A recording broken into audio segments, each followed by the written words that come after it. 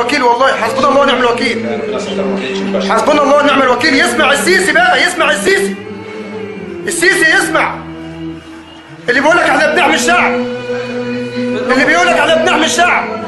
احنا خدنا ايه؟ خدنا ايه؟ خدنا ايه؟ اللي بيقول لك الشرطه في خدمه الشعب، الشرطه بتموت الشعب. اسمع يا سيسي.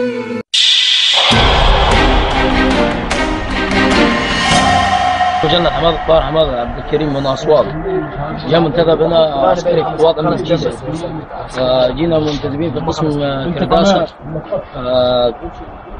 قاموا المظاهرات، والمظاهرات كانت سلميه، والشرطه التعاملت مع المتظاهرين فضربوا عليهم نار، فاحنا رفضنا العساكر نضرب على المتظاهرين نار، فقاموا يضربونا احنا.